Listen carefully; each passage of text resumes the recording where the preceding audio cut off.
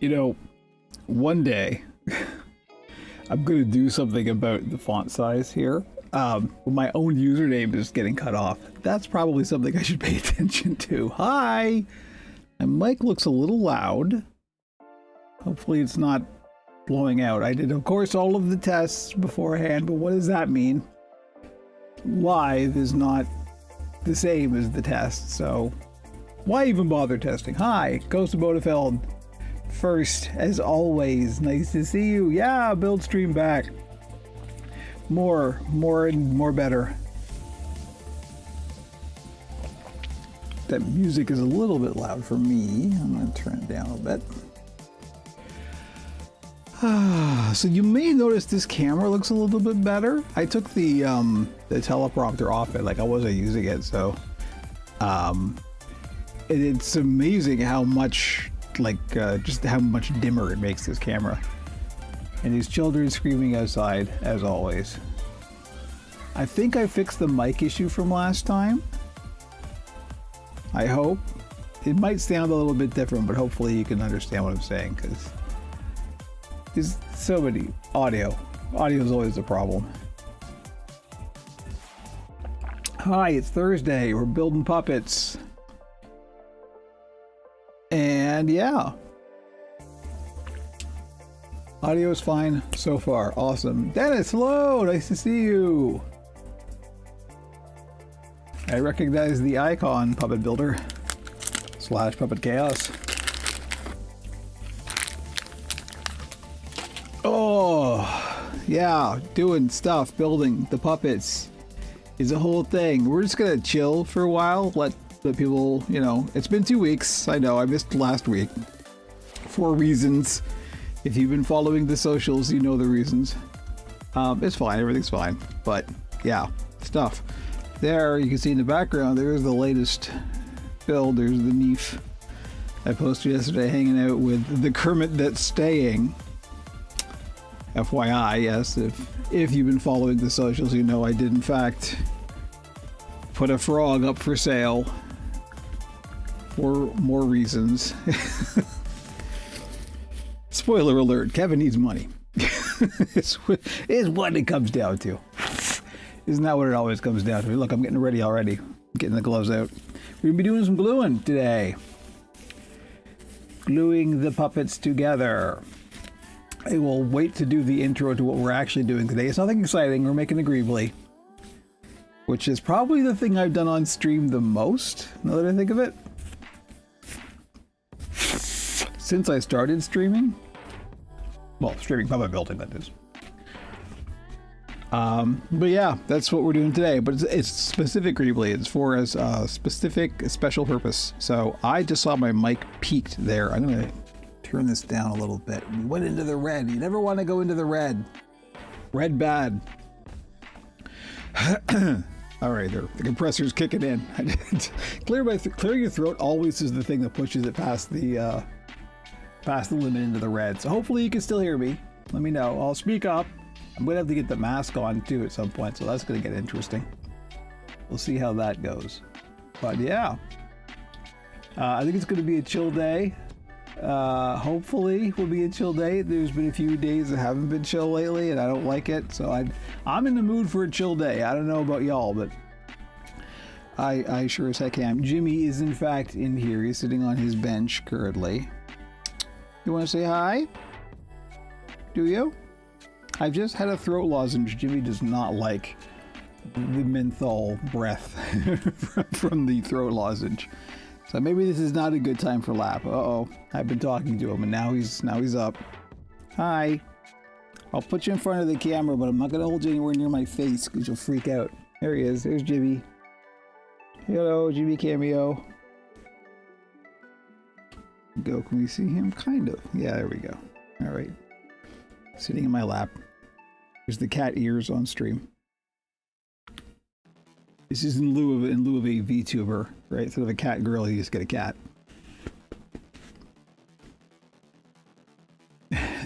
Hello, Laughing Newton. Nice to see you. Welcome, welcome. Jimmy's got to go soon because we got to get the danger honey out. So we gotta get the ventilation going, and that's a no cat situation. He's now settling down to lay down in my lap. Yeah, hey buddy. Don't get too close to my face, you're not gonna like my minty breath.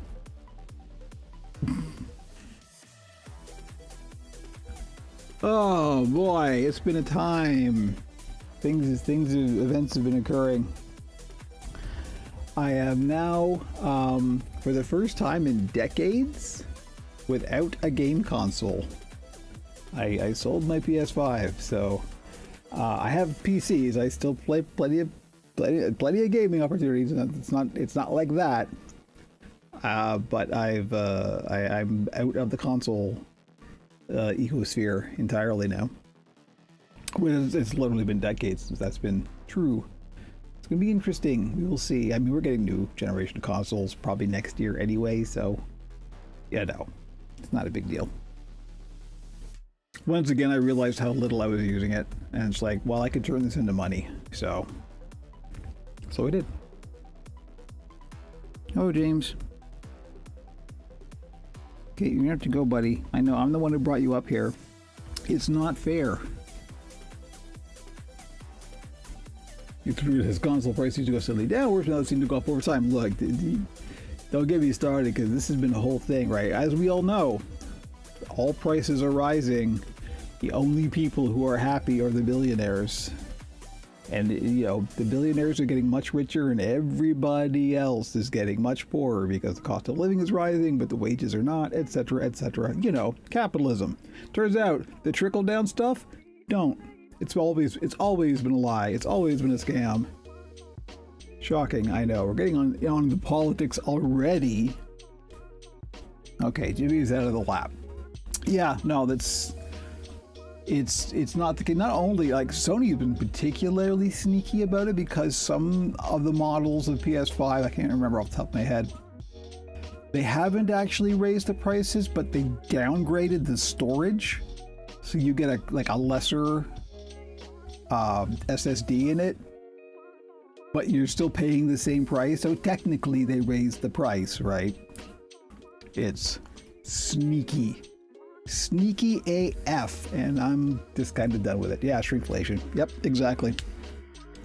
And I'm kind of out. Like, I can't afford, ever since they raised both, you know, this is true for both the Game Pass stuff and the Sony thing. It's like, the only game I'm really playing actively, I'm playing 3 games actively right now. Playing, of course, Warframe, No Man's Sky, and Elite Dangerous.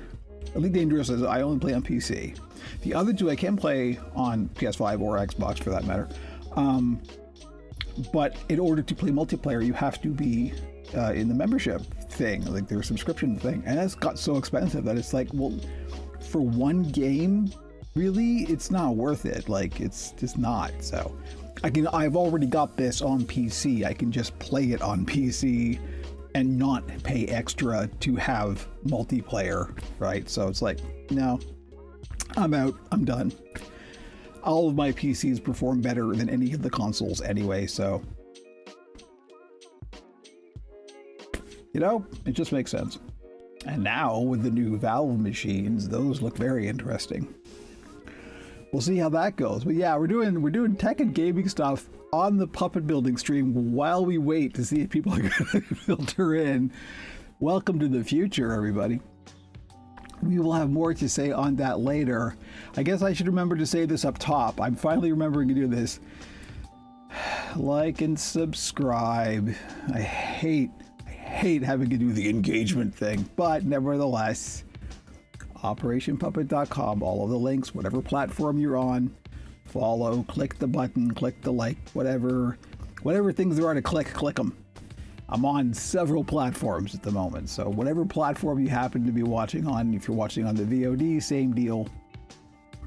You know, help. Help with the algorithm. You have the power to adjust the algorithm in my favor. And you can have stuff like this on the internet rather than AI slop. So there you go. Slash that like button. There you go. Thank you. We should probably move on to the actual puppets. This being the puppet building stream, etc. So what are we doing today? As I have already spoilered, we're building a Greebly. For those of you who are new, a Greebly is kind of my answer to Fraggle. It's my tribute to the Fraggles. I have probably made more Greeblies than I have any other puppet that I make on the reg. And this is a particular one that we're building. So a while ago, last year in the summer, I made, and ring the bell, yes, thank you, Ghost of Bodefeld. I made a Greebly that was like a concept Greebly. And the concept was, what if like I took my Greebly design and transposed it into like a 1920s Art Deco-y, like what if Max Fleischer, that era, black and white, you know, like early Disney, that kind of stuff. What if there was a Greebly that was designed in that era? What would it look like? And so I did, and I really liked it. And here is a picture covering me up of what that Greebly ended up like. And I really liked it a lot, and it sold. And it was my first puppet to sell, and first and currently only puppet to sell to a client in Austria, which was really interesting and really cool. And I love being an international, you know, hit, question mark? I don't know. Anyway, so here is the Greebly that sold to a client in Austria.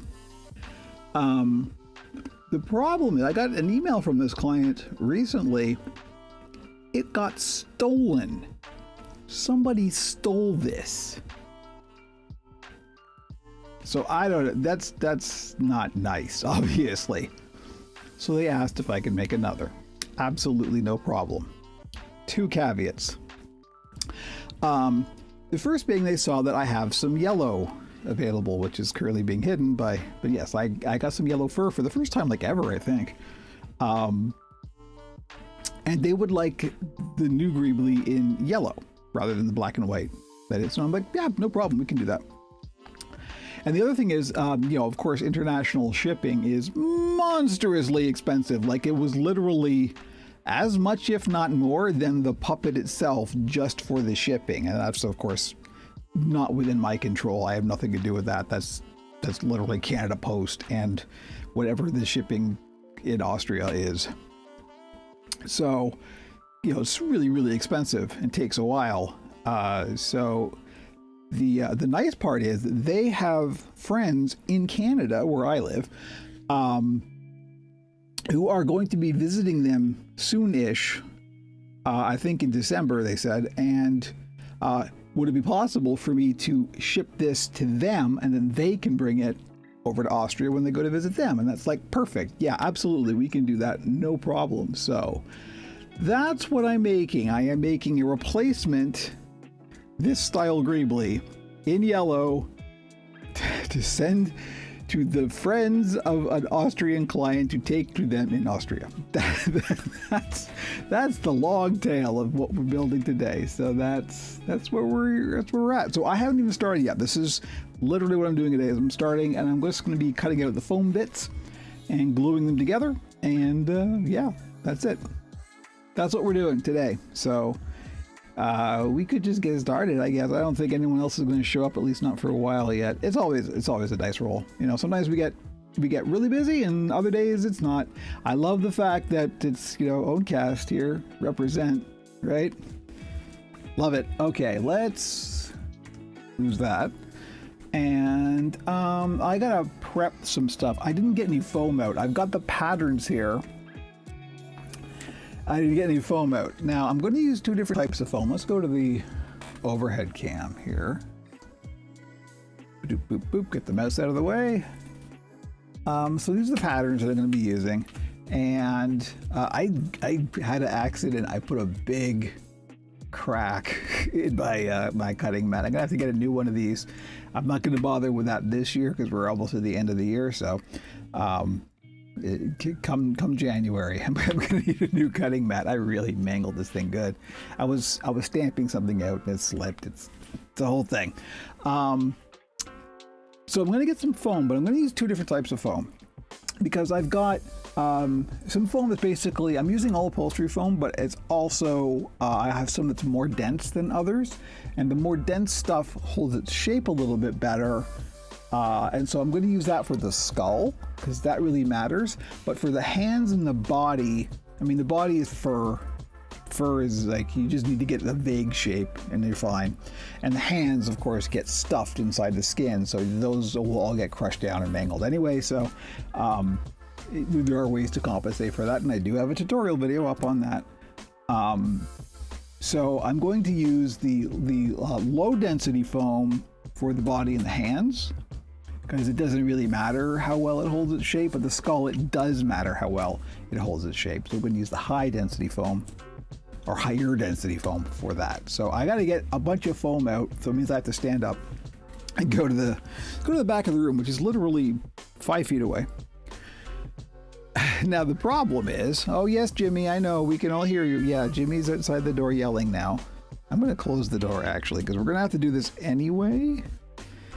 And if Jimmy's in a yelling mood, it's probably not a good idea to let him come in and yell during the stream. Although who knows, more views, right? This is the low, I'm going to do this one at a time. So this is the low density foam. And it's a big roll of low density foam. This is kind of utility foam. This is the kind of stuff like if you were just going to make like inexpensive cushions or something, this is the kind of thing you would use for that. Indy, nice to see you. Hello. There we go. There's a regular. As well as, you know.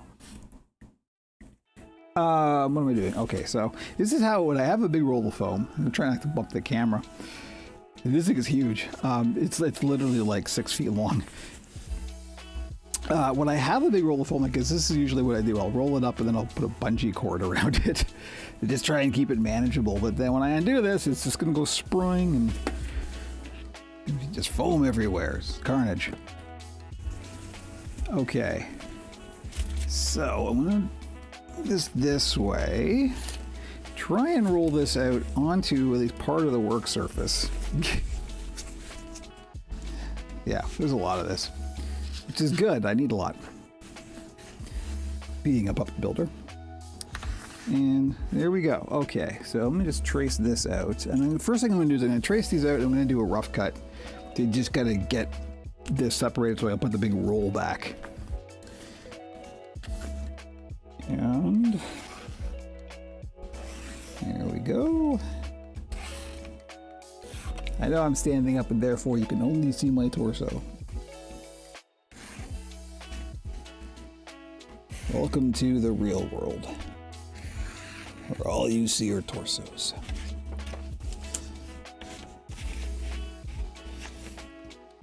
This is not the... I'm trying to be way more economical with how I lay stuff out.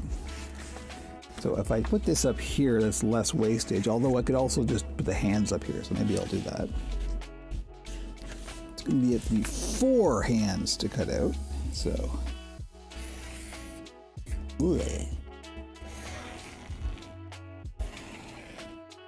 You'll notice that even though this is symmetrical, I still flipped it over, because there's sometimes going to be little tiny discrepancies that you don't really see but are still there. So it will help the symmetry if you mirror it, even though the pattern may be symmetrical. The real world isn't tiny like that. So. Okay, so the first thing I'm going to do is just going to rough cut these out to free them from the main body of the foam, as it were. These are just bulk junk shears. These are not good scissors. Don't ever use good scissors on foam, because they won't be good for long.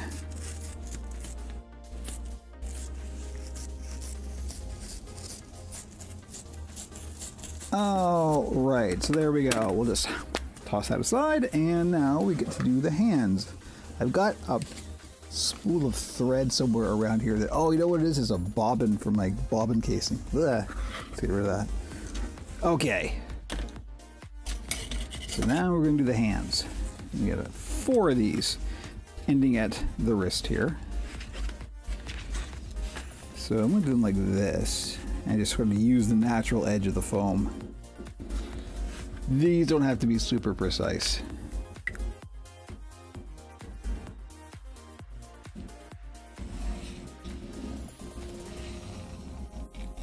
If I was going to hand sew these, then yeah, I would use the higher density foam so it could get more precision and they'll hold their shape better. But these are really just stuffing for the fleece, so you don't really need to worry.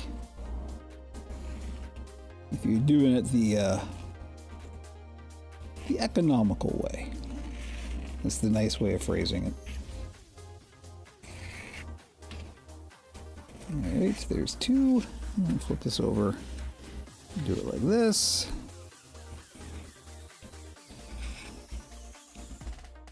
And I also mirror this because I try and make sure that the pen marks are on the inside, because the fleece can be a little transparent. And if you've got big black marker on the outside, you can see that depending on the color of fleece. And since this is going to be yellow, that's one of those colors that would definitely show through.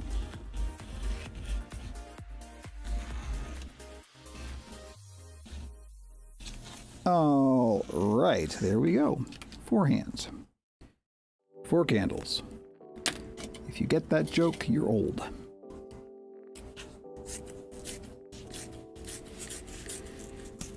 Okay, here we go. So there's our low density foam stuff, bulk cut. Now we're going to get the higher density foam as soon as I roll this up and bungee cord it.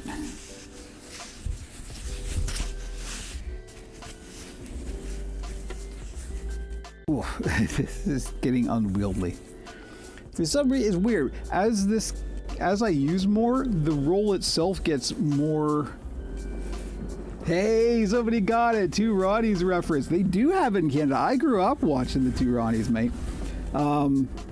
My grandparents, somewhat ironically, my grandparents were from England, and I was first exposed to British comedy through them. And I think it's the first place I ever saw Monty Python was at their house. And by a huge piece of irony, which one was it? Ronnie Barker was the big one, right? Ronnie Barker in drag was the absolute spitting image of my grandmother. Like 100% indistinguishable. So there's your 2 Ronnies content.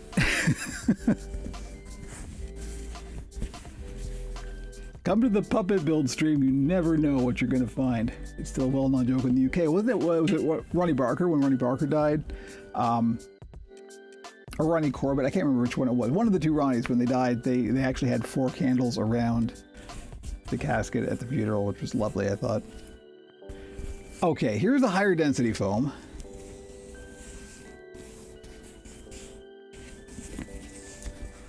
And so this is going to be the skull. And here we go.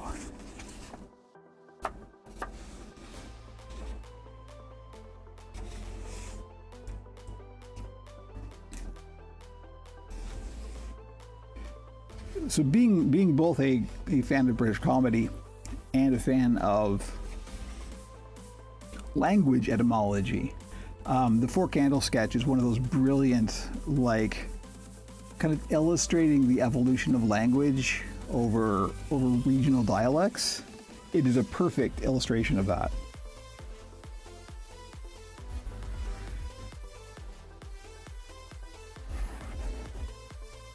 I can hear Jimmy yelling outside the door. Sorry, buddy. The chamber is sealed. The puppet chamber is hermetically protected from cats.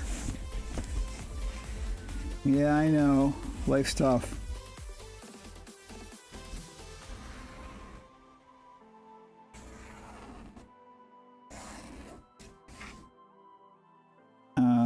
Okay, so we're gonna bulk cut these out too, and then we will precision trim it.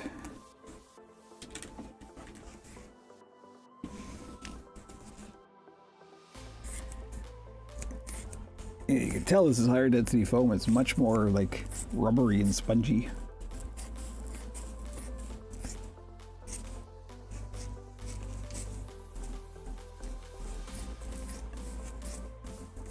Okay, there we go. So we've got our bulk cuts. And we just roll this back up and we can get rid of it. And then we are done with the unwieldy rolls of foam. It's my new indie band, Unwieldy Rolls of Foam. If Guitar Hero was still a thing, then I guess technically Guitar Hero is still a thing. I know there are people who still play. There's like a whole market for like aftermarket Guitar Hero instruments. Okay, there we go. This is a slightly more wieldy roll of foam. It's not quite as gigantic as the other one. All right. So now that we've got this here, we're going to do like now actually cutting it out for real. And I'm going to do it two ways. For the things that do not require a great deal of precision, i.e. the body and the hands, I'm just going to use my foam shears and cut it out with scissors. Which is never the best way to cut out foam, but it's fast, it's safer, and when you don't need a great deal of precision. Hey, Demon Dreamer, nice to see you. When you don't need a great deal of precision, it's perfectly fine. And in the case of these two, the hands and the body, we do not need really any precision. So I'm going to get my foam scissors. These are specifically scissors I use for foam and nothing else. Very important. So I'm just going to cut these out and try to stop whacking the edge of the table so it doesn't get weird on camera. The reason you shouldn't use scissors when you're cutting out a piece of foam like this is it's really hard to control the kind of angle that you're going against, and so it's really hard to get a nice clean 90-degree angle, and you want that. That is what will give you your precision and symmetry. Both things I am, of course, excellent at, as anybody who's a regular viewer knows. I'm an absolute master at symmetry and precision. That's what's known as irony.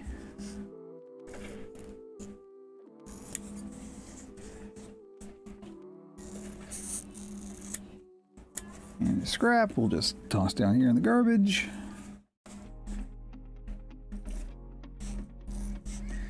We're also going to put some boning in this body. So it's a matter of figuring out what I want to do first. To do the hands, I'm going to have to get like the arm rods and the heat shrink and all that kind of stuff out. So we'll see about that. I may not do that on camera, but you know, we'll see. Let's see what the timing is like. Where are we at now? 10:30 already. Good heavens. Time do fly. Hey, Peregrine! Nice to see you!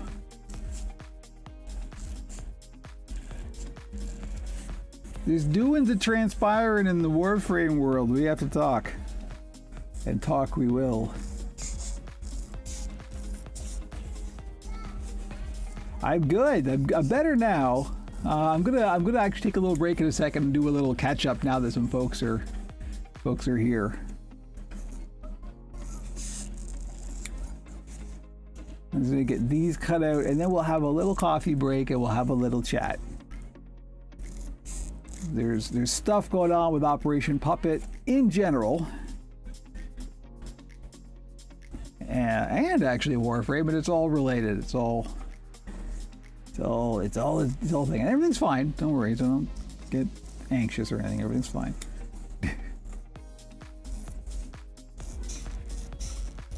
If you've listened to the most recent podcast, which I should have mentioned at the top, we do a podcast.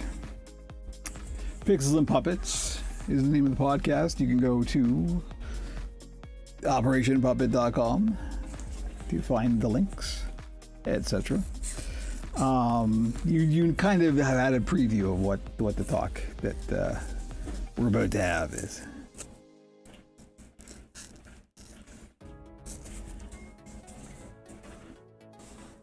All right, so this takes a little while to do, so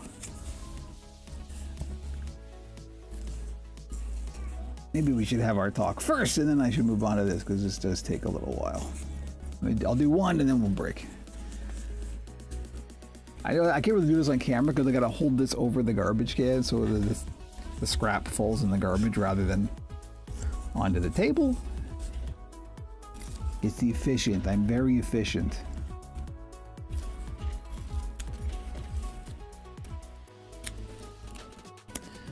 In the same way that I am absolutely perfect at symmetry and precision.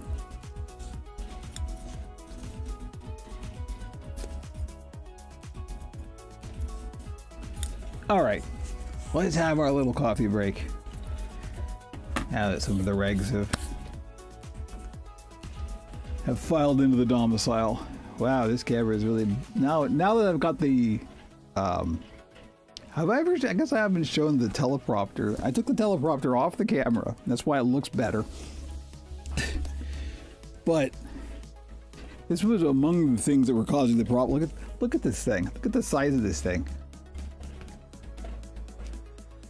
It's very useful. I absolutely love using a teleprompter, but good lord, this is unwieldy. This was sitting on my work table, so it's like, you know, there are smaller ones. You can get smaller ones, but this is like just for a regular sized, you know, like DSLR or whatever. It's like, woof.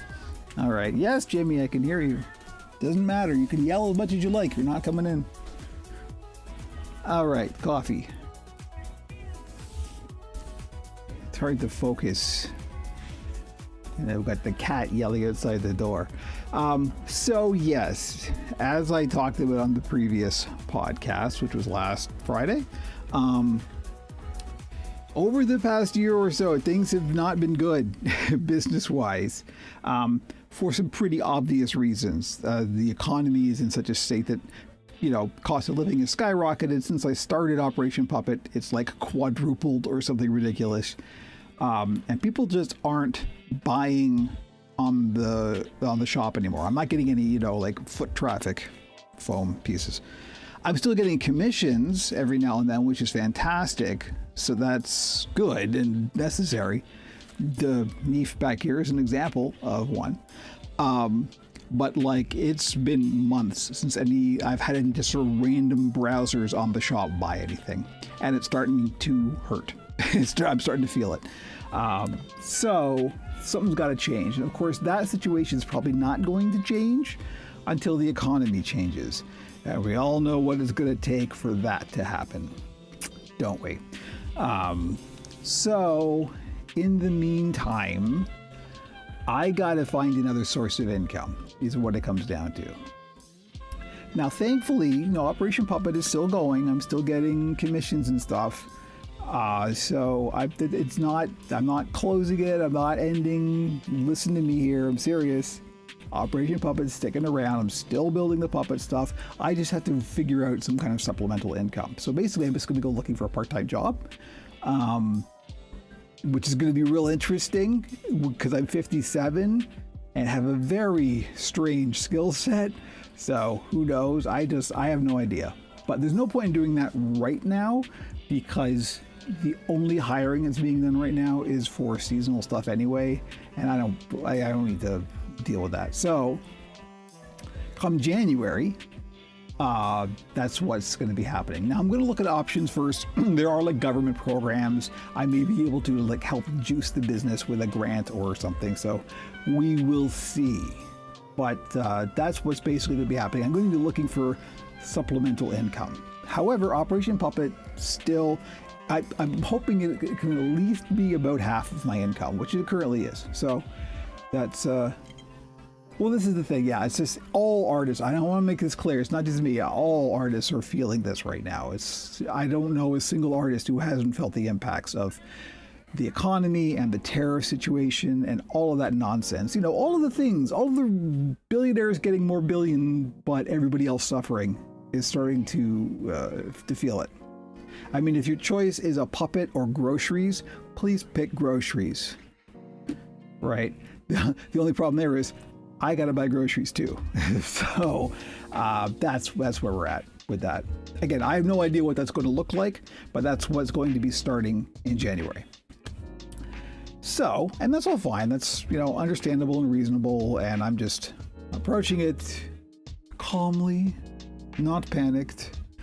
Thankfully, between the commissions and some tough choices I've had to make to sell, my other Kermit, for example, which I didn't want to do, but nevertheless, I have enough cushion behind me that I'll be okay until January. That is where we're at. That's when things get interesting. But until then.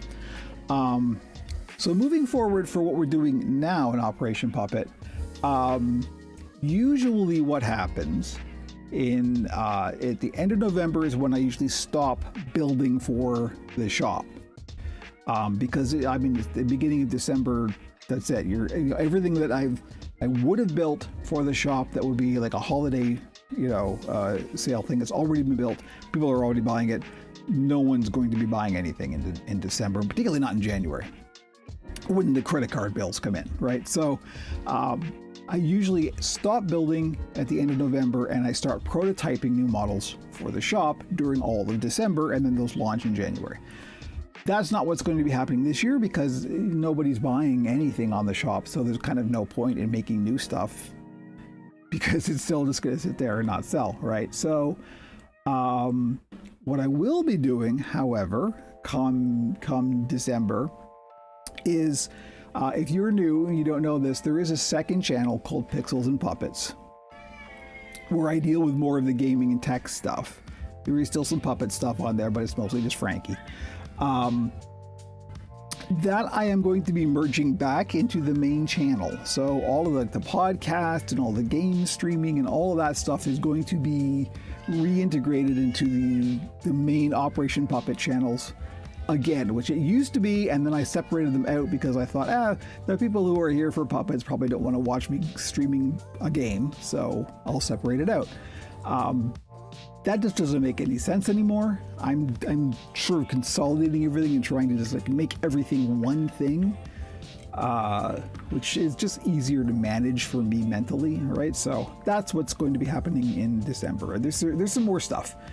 There's some, particularly as hopefully Paragroup will be interested, there's going to be some Warframe stuff, and I got a whole thing I'm going to be doing with Warframe, so there is that. And it will involve puppets. It will, Frankie's going to be a guest star on a lot of this, so I'm going to make it part of a uniform whole, basically.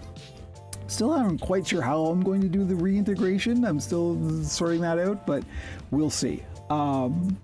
And there was something else I wanted to mention. It's totally slipped my brain now. But anyway, that's where we're at.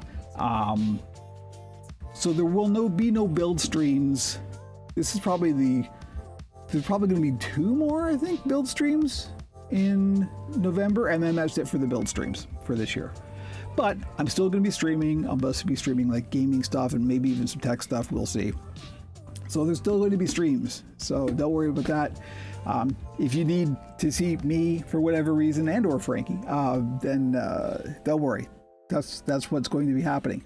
Oh, also, speaking of the podcast, a promise I made on the previous podcast is if I sold the Kermit that I had for sale up before the next podcast, then the next podcast would be hosted by Frankie. Well, it's sold. I missed something. I hope this will be on the podcast. So the kind of lead up to this is on the previous podcast. The resolution will be on the next podcast. So, don't worry. Basically, go listen to the last podcast, at least the Pixel or the Puppet Pit part of the last podcast, and you'll get caught up. That's I'm just sort of reiterating what we talked about on the last podcast. So, yeah, there we go. That's what's going on. So the next podcast will in fact be hosted by Frankie. So I got to get the throat lozenges, because talking like Frankie for 2 hours, that's going to be a bit of a challenge, but we'll see. We'll get there. But yeah, that's it. So that's going to be fun. I'm just things that have got to a point where, like, the past couple weeks, things were really dicey, and I was actually kind of panicking a little bit, and trying to make up for lost time. Now things have got to a point where I've got enough of a cushion that I can relax a little bit. So hopefully I can sort of organize everything and make everything nice and tidy throughout December, and then we can hit January, hit the ground running. So there we go. That's the catch up that I wanted to do, and I think that's everything. If I missed anything, I'll probably going to be doing like an actual vlog post on the main channels about the reintegration and all that stuff. So basically, if you follow Pixels and Puppets either on Twitch or on YouTube, probably you're going to want to also follow the main Operation Puppet channel. I'm going to try, and I don't want to really close those because there are some followers on there.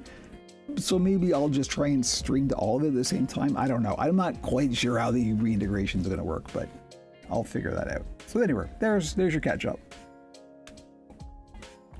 So now that I wasted 15 minutes doing that, let's get back to building puppets. I still haven't finished my coffee yet. Okay, overhead cam. I have to, if you'll excuse me, I have to blow my nose because I've got the window open. We've got the nice, cool, fresh air coming in, and that always makes my nose run. I will mute the mic.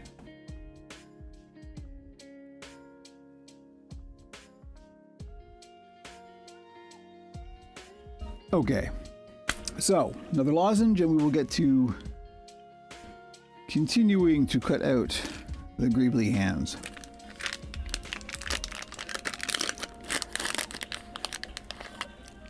So basically, the TLDR is Operation Puppet is still going. We're still doing our thing. We are still selling. We are still, please, by all means, if you want a puppet, commission me. I am available.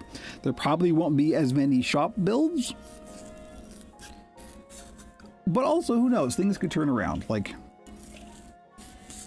one thing we have learned over this past decade or so, things can change quickly. So, you never know. This is basically just me keeping my head above water. But, not only is, like, I still get business from Operation Puppet, so it's obviously not going to go anywhere. I don't want it to go anywhere. I like doing this.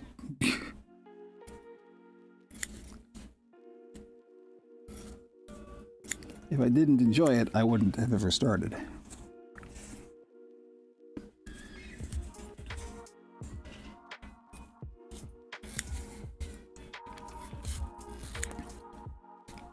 So the podcast you want to look for, in case you didn't know, Indies Keep, is called Anyone Want to Buy a Frog? Or just Want to Buy a Frog. It's got a pretty obvious thumbnail.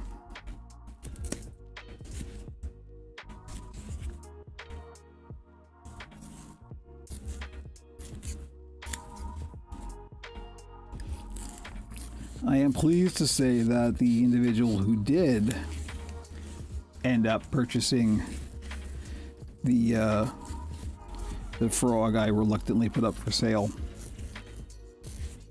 is a previous client. They already have a greebly, and so it is kind of staying in the family. And that does matter. That's the one I never wanted to sell that because it's very personal, but needs must. And that need musted.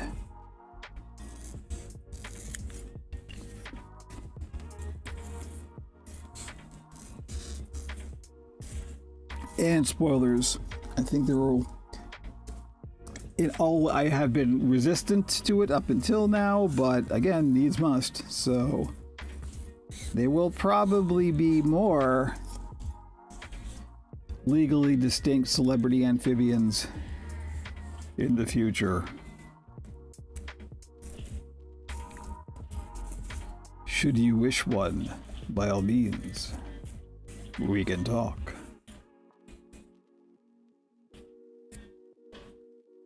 Yeah, well, that's it. You know, it was basically me walking around going, okay, what don't I actually need? I have 2 Kermits. I don't need 2 Kermits. Right.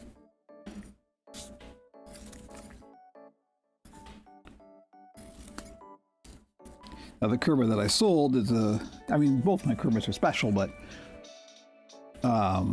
it's the one that went with me to New York City when I visited Jim Henson's bench in Central Park. Pretty heavy-duty sentimental value there. But nevertheless, it's going to a good home, so.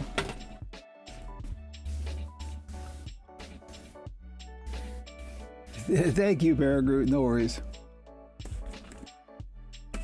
You mean Mr. the Frog, yeah. Yes, yeah, the frog, the legally distinct celebrity amphibian. Everybody loved the title. The most feedback I got was, I love what you called it. So, any future ones of that nature will be named the same. Okay, so we got our hands cut out, we got our bodies cut out, now we're going to cut out the skull, which I will do with the razor blade, because this does want precision, and I know for a fact this blade is too dull, so I'm not even going to try. I'm just going to toss this in the sharps container, and you'll get a nice fresh one.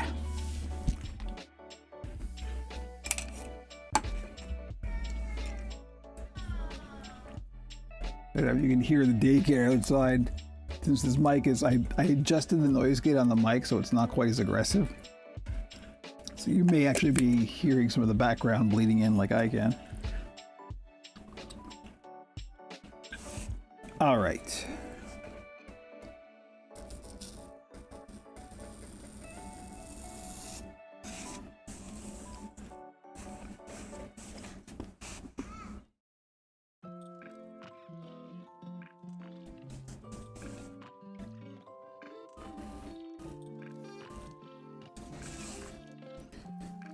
So you see, you can just get much better precision, much cleaner lines.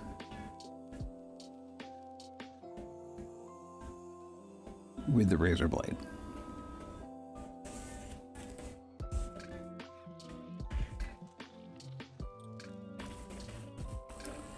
The reason that I was always like opposed to selling things like the legally distinct celebrity amphibian was multifold. So if you're going to work professionally, you definitely shouldn't do stuff like that, because if that becomes like a thing you're known for, you're never going to get work like, you know, for a studio or anything like that. So it was never really, oh, I'm going to get a nasty letter from the lawyers. Chances are that won't happen because I'm too small potatoes. They're not even going to notice me. The only people I'm actually aware of who ever have been for that particular issue were like the Mike Leases of the world, who were literally ripping people off, and so people were complaining.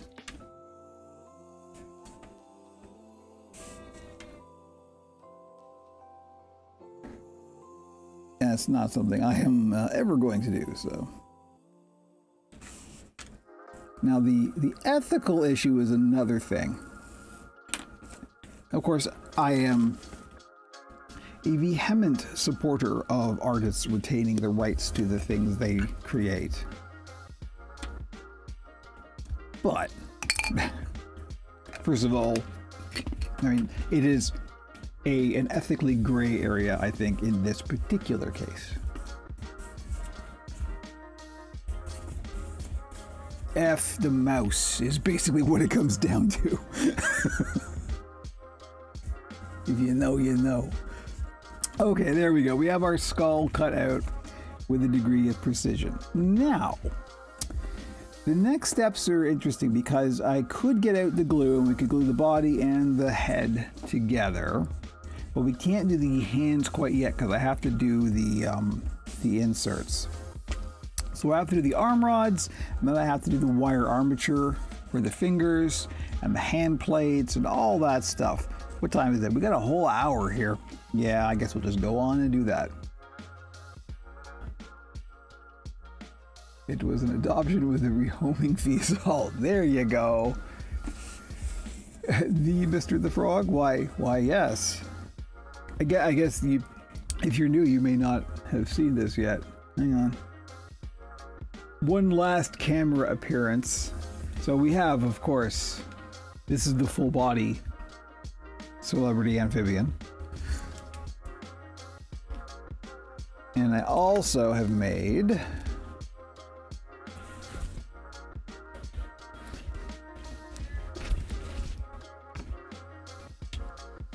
the half body one here. And this is the one that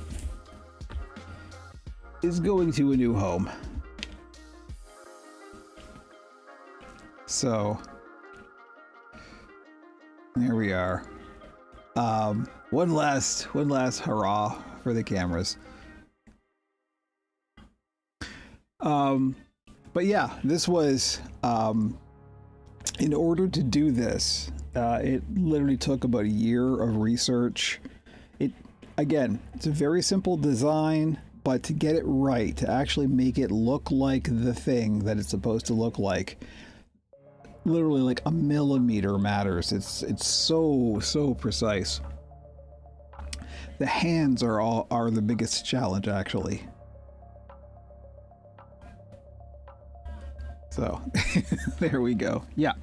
So this is the one that's going to a new and a good home. So thankfully, but yeah, this is the one. I took this one to New York, and we visited Jim Henson's bench in Central Park, and I have a picture of myself with this particular amphibian at Jim Henson's bench in New York, and that's a real treasured memory, as it were. So here we go.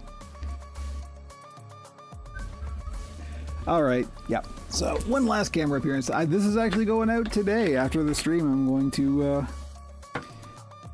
box the frog, take it over to the post office.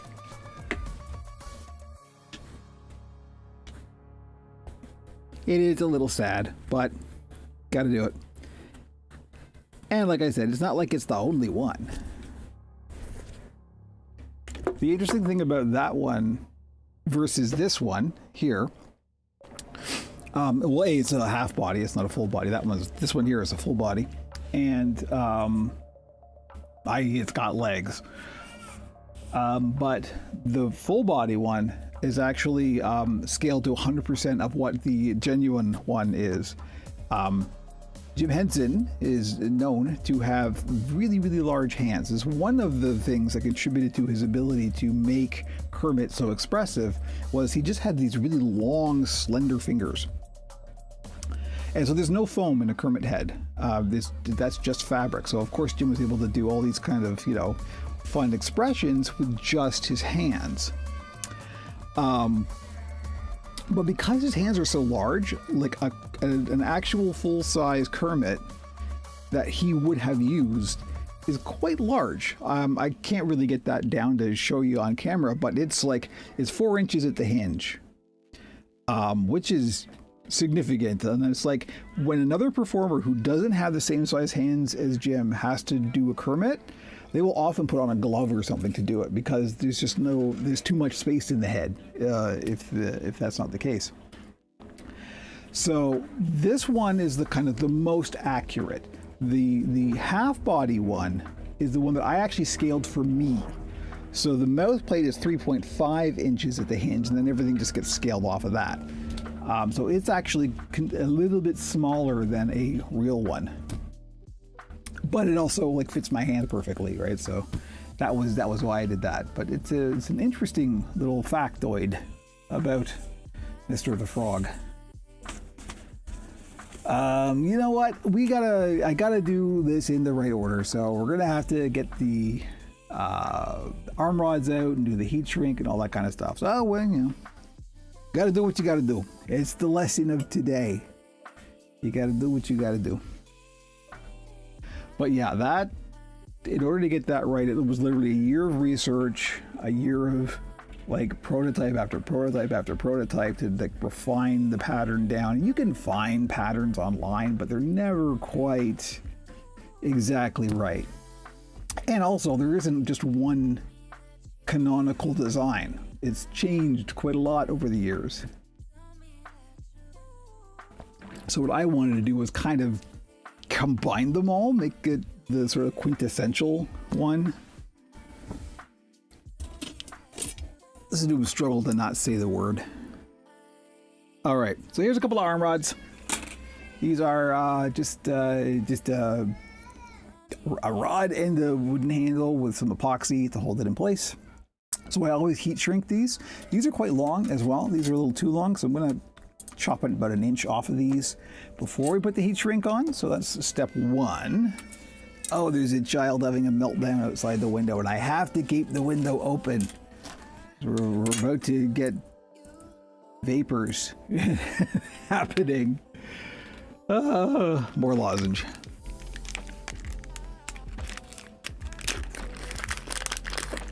All right. So in order to cut, this is copper clad steel welding rod. This is what I usually use for arm rods. It's a kind of industry standard. Let's actually mark this so they're more or less even. Where's my Sharpie? There it is. Just going to use my, sadly, munched up, broken cutting mat here as a guide. And these are bolt cutters. I gotta stand up for this because I don't want to. This might go flying, so I gotta be careful. There we are.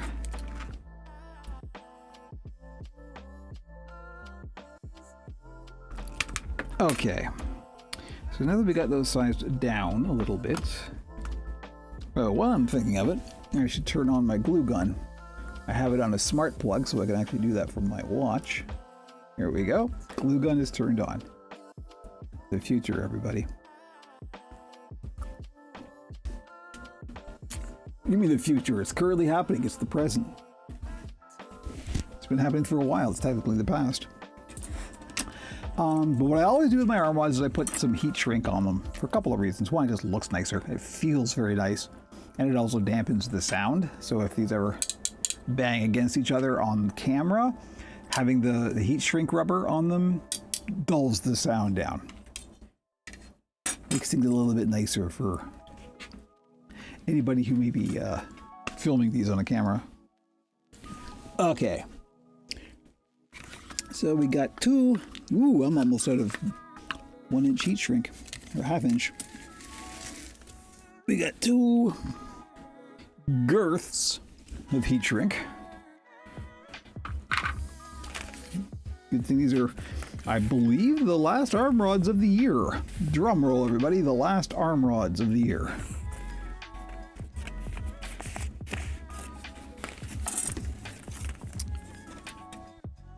So we have the really, really thin stuff. If I can see it. Here we go.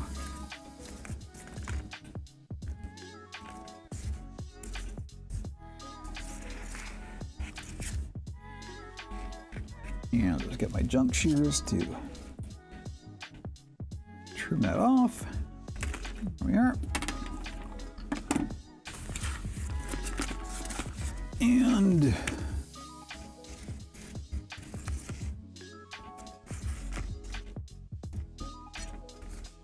same with the other one.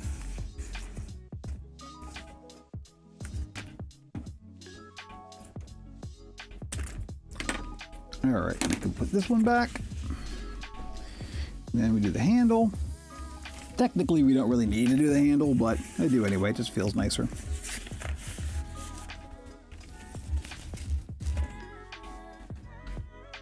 But I haven't got a lot of this left. This is I've used 10 feet of this stuff.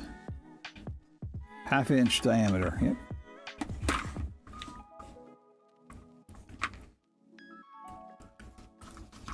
Alright, so this up here, I always have a bit of an overlap, so it will actually help seal the join. I mean, the join should be plenty strong. That's 2-part epoxy in there. That stuff holds automobiles together, so it should be fine, but never a bad thing to give yourself some insurance. Okay, so now we gotta get the heat gun.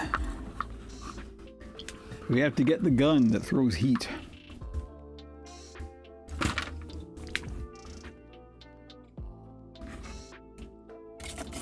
These things are dangerous. Do handle with care.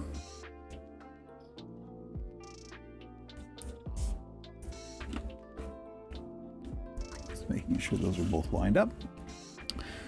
Okay. Get my heat gun off my pegboard here.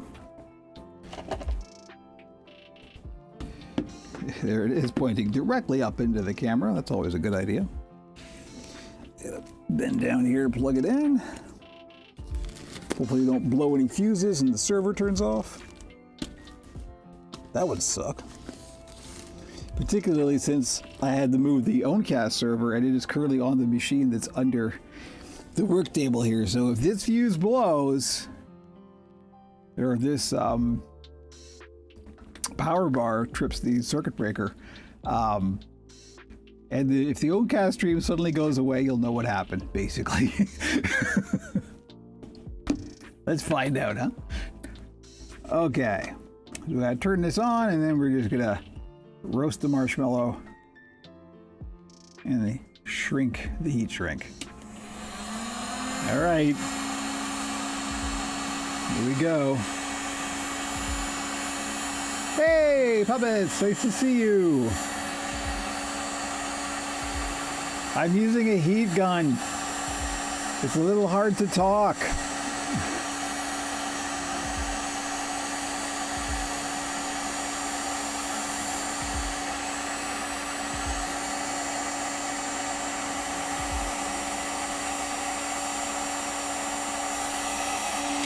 Would that be James there, incidentally? If so, long time no see.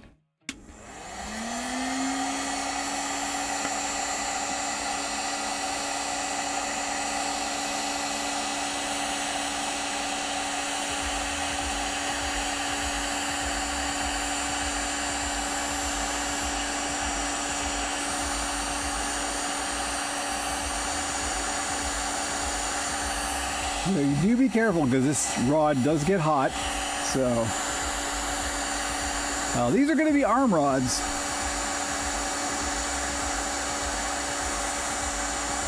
I'll do a little recap for you as soon as I can turn this thing off.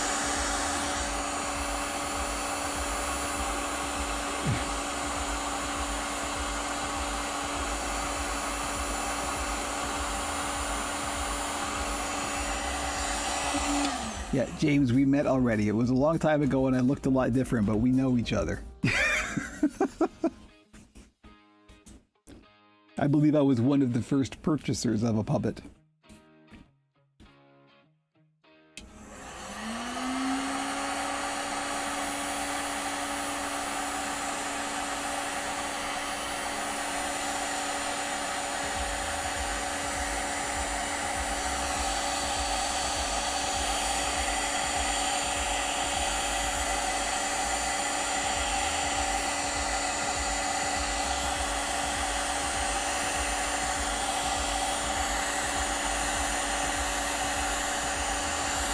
Yep, that's what I'm doing.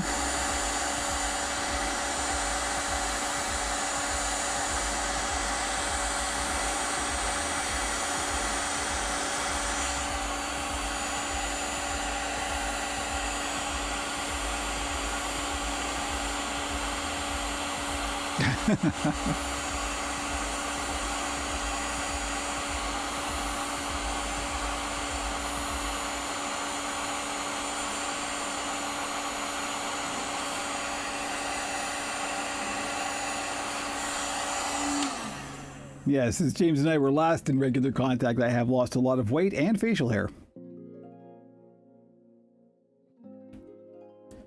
and stopped using Facebook. So that's one of the reasons why we haven't really had a lot to say, because we haven't been on the same platform. Okay.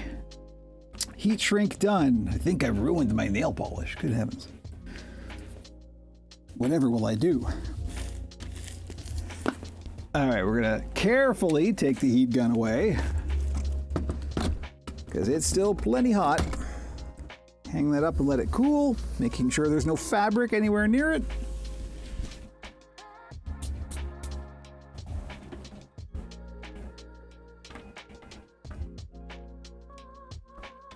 Oh, nice. Okay, so now that we've got our arm rods all sealed up with heat shrink, the next thing I'm gonna do is I'm gonna bend a little crook into this, because I'll show you how I do my hand plates momentarily using a tool. Several puppet builders know about this wire bending little dealie here. Very, very handy. And this is something I do specifically for my hand plates. This is not a standard. But I'll show you why in a second. Put a little bend in it, like so.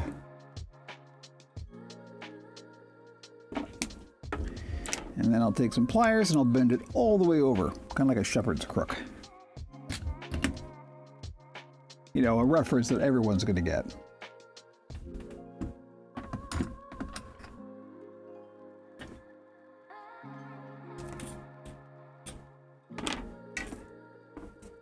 There's up a little hook in the end of it.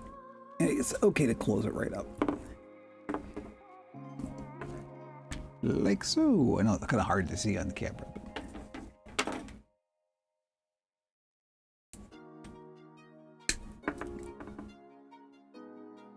Matter of fact, you can, if you want to see one of James Marshall's very first puppets, you can go and watch the first season of The Oracle, available on the Operation Puppet YouTube and PureTube channels. How's that for a sales pitch? It was a character in season 1 called Gary, and that was a puppet.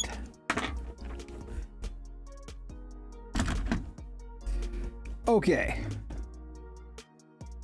So now that I got this here, what I do when the hot glue gun is heated up, I 3D print, get them out here.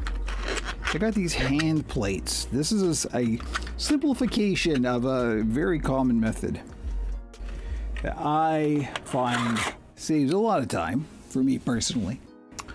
But I know it's hard to see the details on these. Let me see if I can get them close to the camera here. Autofocus, please work. Well, you can kind of see it. These are little sockets. These are little sort of empty tubes. And this is where I put the finger wire. And then I just glue the arm rod onto that. And these are just little hand plates.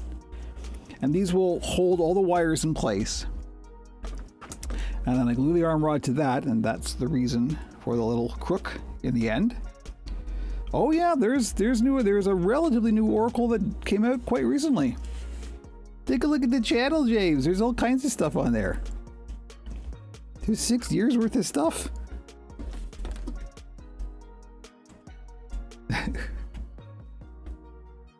Yeah, I mean, James was following my stuff before I ever got a 3D printer. It has changed things quite a lot. So anyway, that's what we're going to do with the hot glue guns. We're going to glue all this together, and then we're going to get the wire armature out. And it's this stuff here. It is 19 gauge stainless steel wire. That's what I use for my finger wires. But before I do that, I want to get the hot glue. The algorithm really ghosted you. Let me tell you, don't I know it? I'm so bad at it. Like I can't play that game. Homie, don't play that.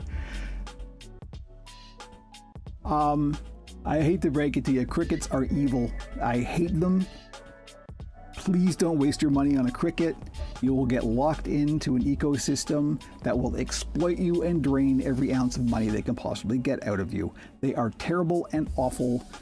A huge waste of money. I deeply regret ever getting one. I'll give you mine because it's awful. I cannot say enough bad things about cricket. I want to actively dissuade anybody from giving cricket their money. Please. No, there's no better alternative. Literally cut it out by hand. It's not going to look as good. You will save your money and dignity. Believe me, it is fully terrible. If you find an alternative, let me know, because I am curious. I don't think there's any open source stuff that will do what cricket does. I mean, it's basically a plotter with a knife attached, right? Like, I think there are some efforts to get some open source drivers for it, so I'm not even sure what the current state of that is. I have adapted my entire workload around having to need a Cricut because I was using a Cricut for a while and it was just so terrible, and they kept jacking up the subscription thing so much. Like, you can't even, there's no software you can use for that isn't their proprietary software. It's terrible. It is the worst possible thing. Yeah, no, they're every, trying not to swear, the enshootification thing. They are the trajectory of every big tech corp. Make a good thing, make everybody buy your good thing, then lock them into a subscription and make everything proprietary so they have no choice but to give you money. That is exactly their business model. And it's terrible and awful. And it is anti-consumer and it is anti-end user. Yeah, that's it. It is. They for a while they tried to do the same thing that Bamboo 3D printers did, or tried to do, and make it so you cannot use their software without a monthly sub. You can, but they still push the monthly sub. It is a pain in the butt to use without the monthly sub. It's bad. Everything about it is bad. It's even like you don't even get good results. Adobe exactly is the perfect. They are the crafters version of Adobe. I would get good results eventually from them, but it wasted so many materials in offcasts and in ruined ones that it was not worth the time. Like, nothing about it was good. There he is, trash talking Cricket on the build stream. Okay, so what am I doing? I'm going to see if the hot glue gun is hot enough yet, because we need that next. Ugh, this is a terrible glue gun and I hate it. Okay, we do have some liquid glue. So first thing I'm going to do is I'm going to move the arm rods. I'm going to glue these down. Let's sort of tack these down onto the hand inserts. So it isn't really a strict orientation. There's enough flexibility that I can just kind of do whatever. But yeah, Adobe is the perfect simile.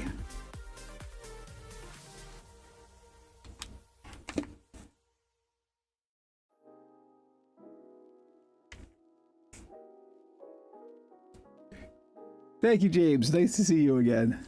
Always a pleasure. OperationPuppet.com for all the links.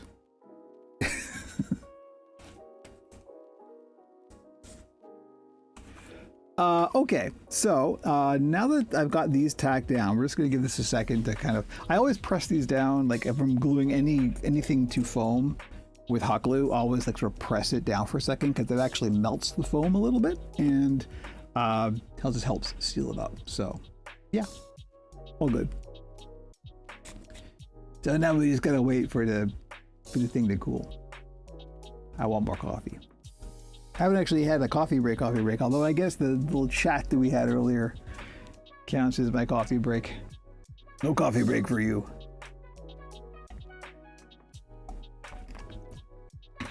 Okay.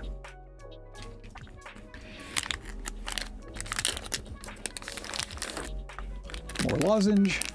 So now that I got this going on, now I want to glue the arm rods down. And this just makes it easier to handle. So this is where it can get weird and fiddly because these want to like spin and roll around. I could put it in a clamp, but who's got that kind of time?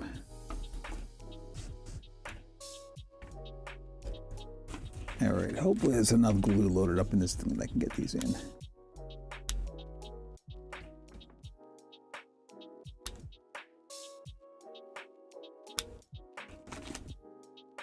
And once I got some glue down, I like to kind of mush it around and make sure it's well distributed. So I just want to hold these in place for a second while the glue starts to set. So basically I just have to sit here.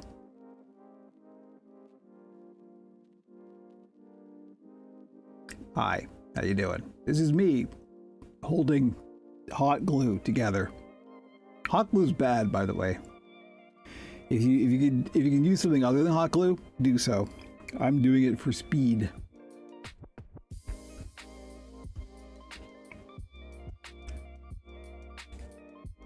Okay, we'll let that sit.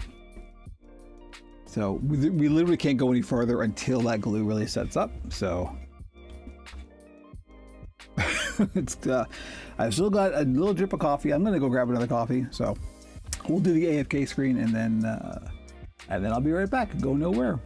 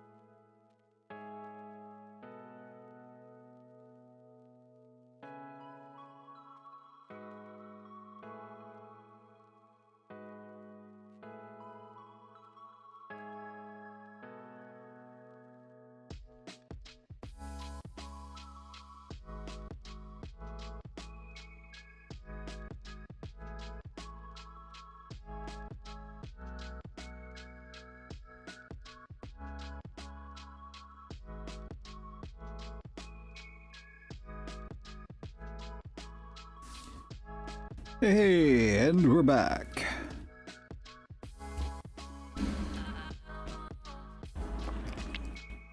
Let's see where this glue is at. I was starting to get there. It ain't hot no more. That's the important thing. 11:21. All right.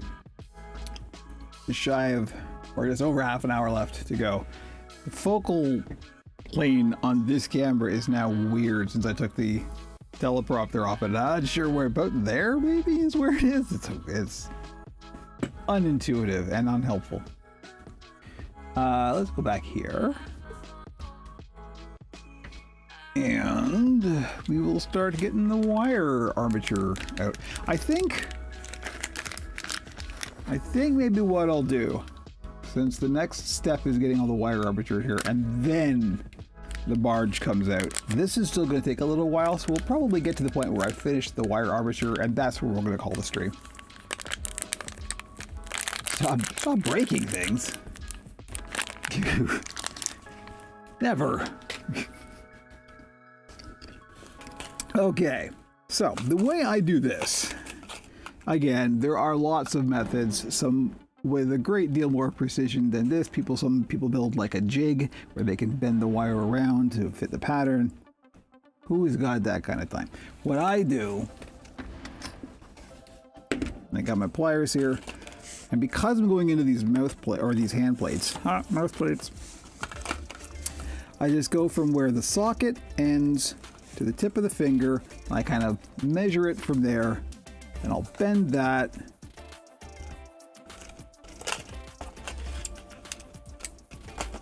in half. You always want to double up the thickness of this because this wire can be fragile, so you want to give it a little bit more robustness. And then I'll cut it at that point.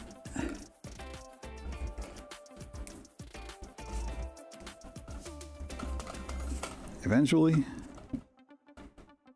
Come on, baby. There we go. Now I'll try and make it tidy so it's all kind of together. You can also twist this together, which will make it stronger, but this I find is usually plenty strong, particularly if you use no glue. And now that gets inserted into the socket, and I'll just glue that in at the socket.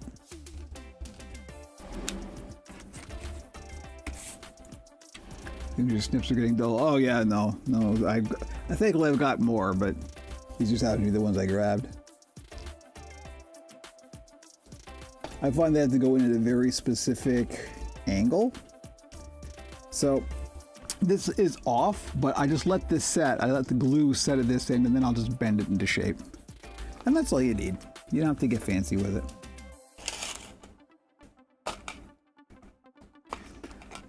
As a friend of mine said, this is not rocket surgery.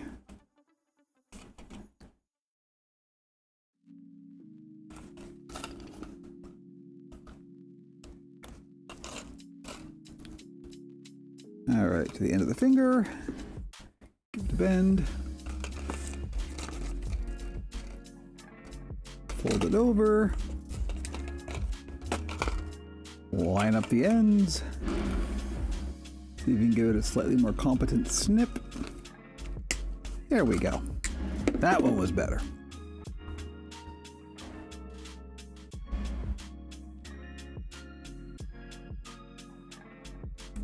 I always do a little test fit to make sure it's going to go in okay. Yeah, that looks right. So we'll just glue that into the socket. I always like pull it out and grab a little bit of the hot glue and then put that in. And also because this is PLA filament, the hot glue will actually melt it a little bit, so it will actually cause a really nice solid fuse.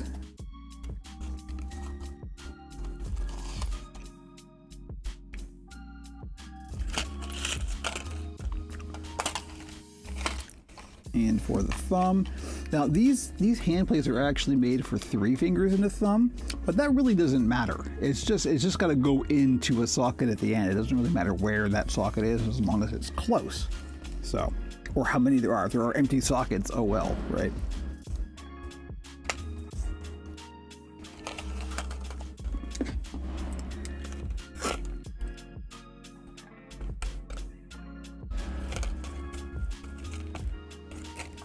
And this is about the 6th iteration of a hand plate that I made that I eventually landed here as being the most useful and robust.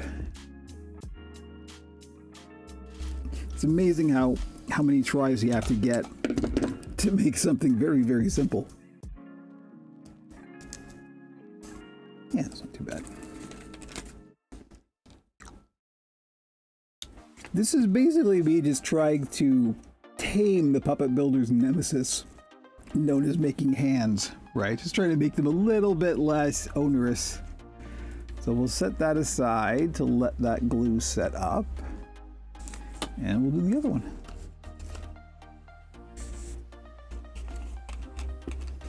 And then I think we'll actually call it. I know we're about half an hour earlier than we normally would go, but the next step is me getting the mask rig on and getting the ventilation going and getting the barge out and starting to glue all this stuff together, and that's a big production. I don't want to like start that and then end the stream like partway through it, so it's just timing. There should be another build stream next week if you're not.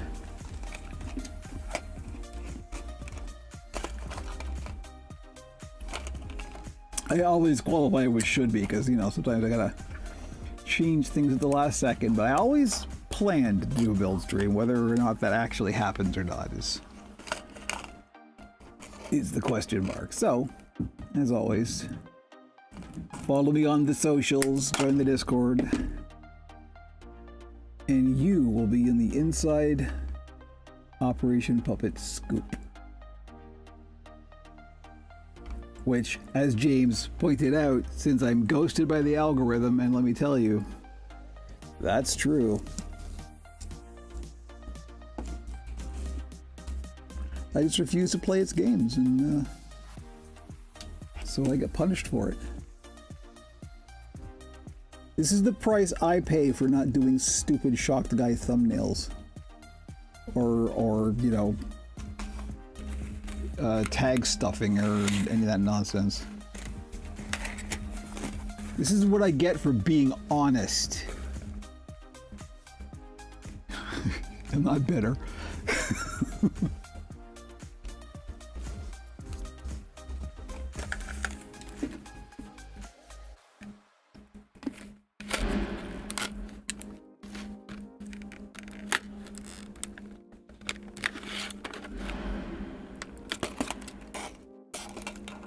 The reason why scumbags like Mr. Beast get all the views.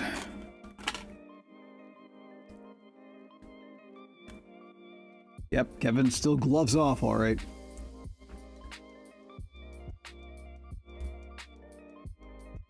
I gotta tell you, the podcast have been getting nicely spicy, you know?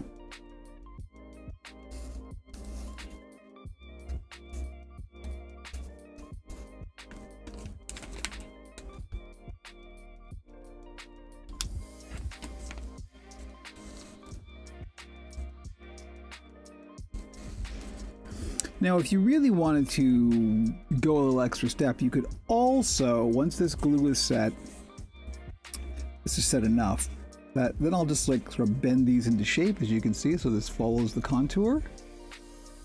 You don't want to wear it clear. It'll be hard to wear. I mean, I got relatively small hands, so you know, it depends on the kid, I suppose. But there we go. There's how I end up. Just bending them in so they follow the contour of the finger and more or less in the middle. If you wanted to go extra, you could even like tack down the tips of the wires. I find that's not necessary, but it's not a bad thing to do. I just don't happen to find that it's required, because the next thing we're going to do is glue all this together with Barge, so nothing escapes from Barge.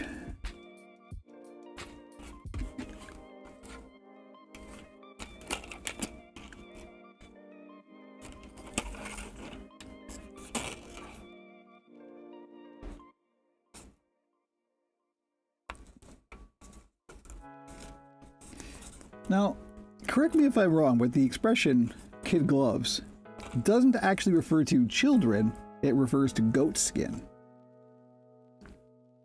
The skin of a young goat, because they are very soft. I could be wrong about that, but being a language nerd, I believe that is correct.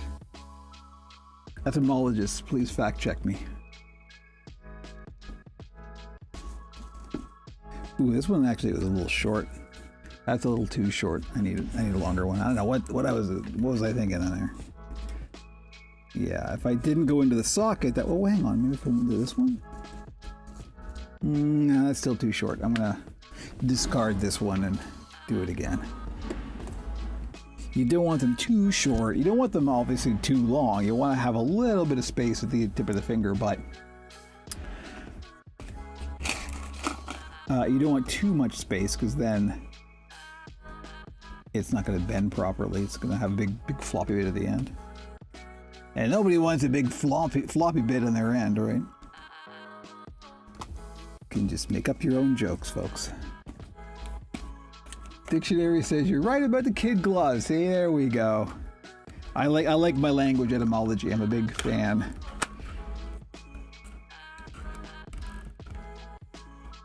Oh yeah, no, there's a good reason why the colloquial phrase is thought to refer to children's gloves, but actually refers to goatskin gloves. This is the stuff you find out when you're into language etymology, you see?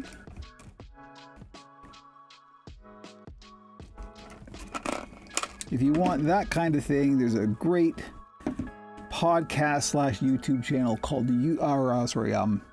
Words Unraveled. I talked about it on a previous podcast. It's one of my comfort listens by Rob Watts and Jess Seferis. Delightful, funny, interesting